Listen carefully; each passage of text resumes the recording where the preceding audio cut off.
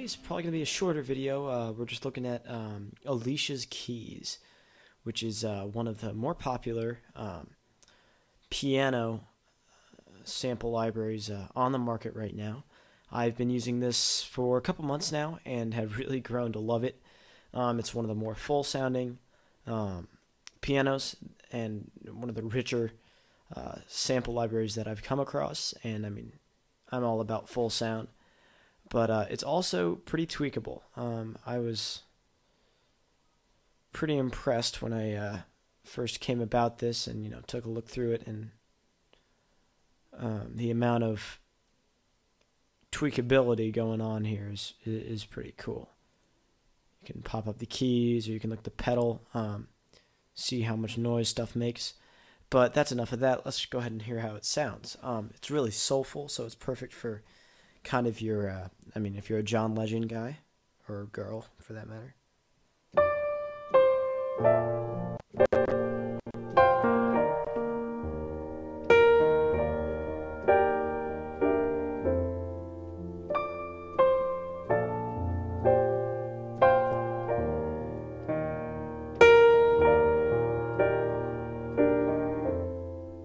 And I mean, that sounds just as good as can be. And I'm basically only using, well, I'm not actually using the internal reverb within Alicia Keys, which is actually really something else. It's got a great internal reverb, but I'm using, I think, a Lexicon reverb again, just because they sound so beautiful. But that's besides the point. You can hear the actual piano itself, just within, just for tonal quality.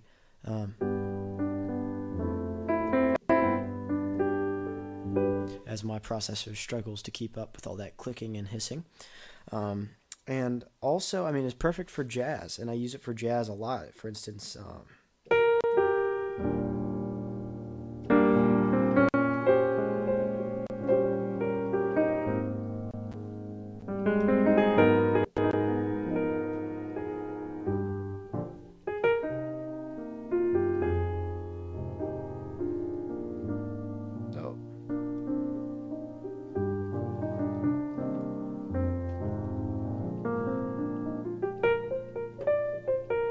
yeah, well, I haven't played that one in a long time. Just came to me. But, I mean, seriously, it's perfect for jazz, soul, R&B. But also, you can deal with some classical, more classical sounding stuff with it, and it really does just sound pretty good.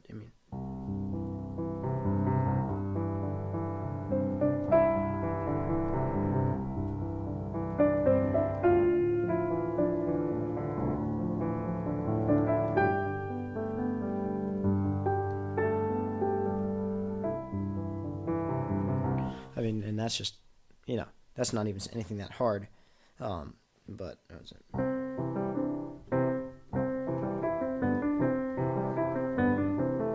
and all that. It really does sound pretty good, especially for ballads. But something that honestly is usually a tell in how good a piano library is the bass and the high notes.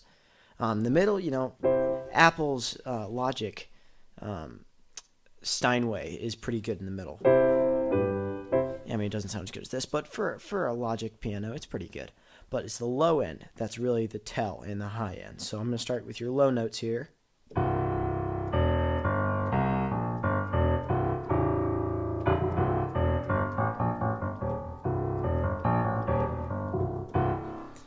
And I mean, with that, I mean, they are very rich and not muddy. They're clear. And you can hear the difference in the strings. And then once you get to the high end, which is really where you get a lot of hammer noise,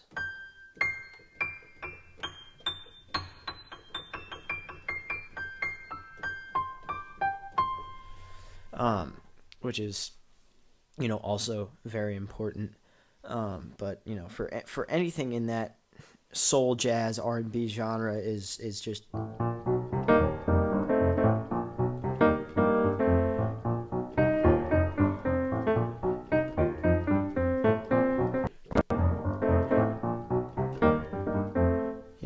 it's absolutely perfect. It fits in the mix just perfectly. But let's go through and see some of the tweakability that we got going on here. Now, first of all, is naturally just the room and the way the thing actually sounds before you run it through any of your, plugins that you got running in your DAW. But first of all is the convolution reverb, which I'm not going to turn on right now because I don't know what that is going to do to my processor. I'm running too much stuff right now, and I just don't want to chance everything going nuts on me. But something that we can look at is the stereo image, which you can adjust the position to be where the artist or where the audience is. And I usually use the artist just because it gives it more of a studio feel. But if you're doing something that's supposed to be like a concert, the audience is absolutely perfect. If you're mixing it with strings, something like that, because strings is, unless they're close mic'd, is usually always a stage mic or a room mic. So that sounds perfect with them. But you can adjust the spread. If you have stereo within YouTube, you'll be able to hear this. But if it's right in the middle, it's kind of centered.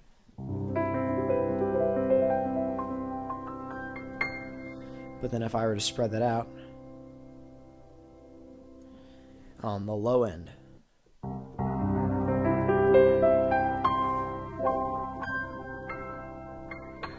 it's definitely less centered and it's more left and right.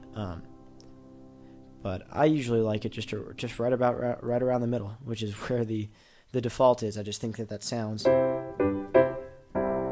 But to each his own. Whoever whatever you want, you can do your thing. Within the keys, you have your latency and your decay time with your release, etc. But with the attack, if you want your latency to be up there, I usually kind of just leave that where it's at, because I don't mess with a lot of this, because I usually think that things usually sound the best left alone within here. But in the DAW, I screw everything up. EQing, compression, all that stuff, which I'm not running any of that right now. This is just raw. And then you have your masking, repetition, how long it takes stuff to fade. You can still hear those harmonics, for a second, after. And then you have your pedal, which is just, your half pedaling and all that. If I can find yeah, that's it, down there. That's just your controllers. Your resonance, which is kind of the way that it sounds. Silent keystrokes, which will randomly not work, kind of like an actual piano would occasionally.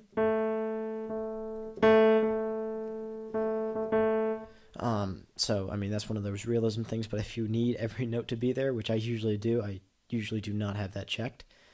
Some of the noise things are really pretty cool. You can hear the key noise.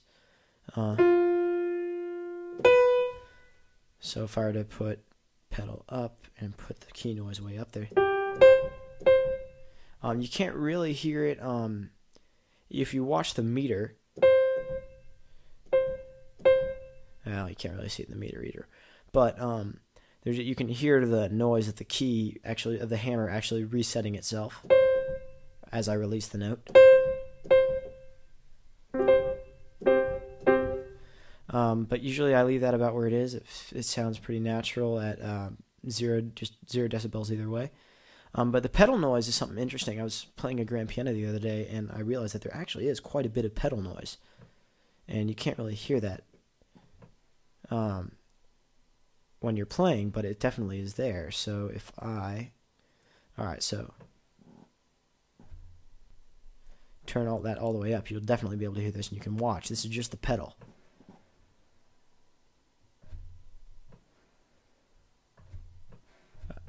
Isn't that fun? Oh my gosh. Yeah, it's crazy. Alright, well, I'm just going to put that down to where it was. But actually, one of the issues that I've been having with it, and then you have microphone noise, but one of the issues I've been having with it is actually, if you play a chord, then hold down the sustain pedal, and then pump the sustain pedal, you actually get that chord played back over and over and over again, which, here I can kind of show you.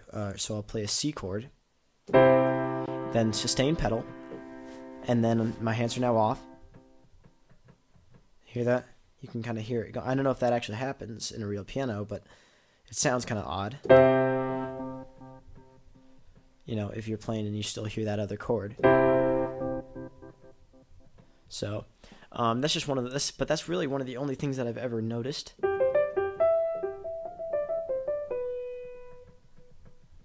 But, you know, other than that, I've always been pretty happy with it.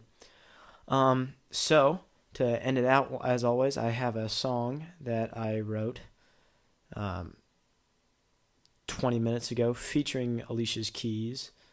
All right, let's get you at it. Oh my gosh. Purple Death. Oh, go away. I do not want you here. All right, there it goes. All right, that's gone. That's gone. Okay, media, goodbye. Let's make this a little smaller so you can see. And I've actually muted the jazz organ because I decided I didn't like the jazz organ. So, here we go. Alicia Keys. Play. Oh no. There it goes.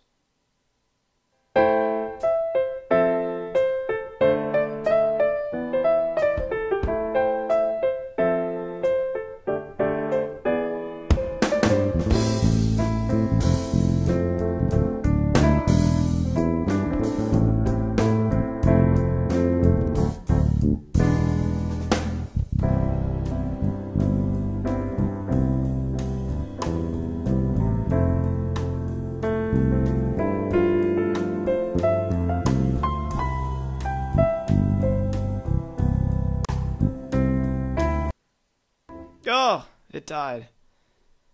Ah. See, this is the problem with running all of this off of a laptop. Alright, well, let's see. Where were we?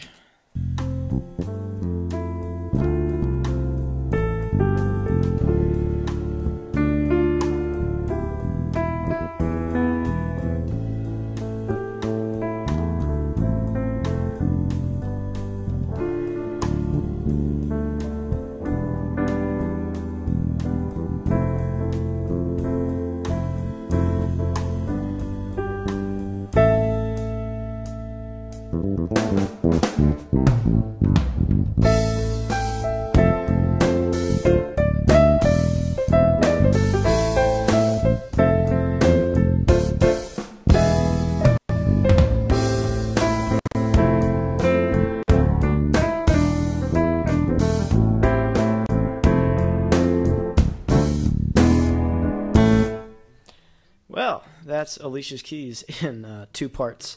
I've always had the issue of running that piano plugin with Scarbee black bass and then Abbey Red 70s drums.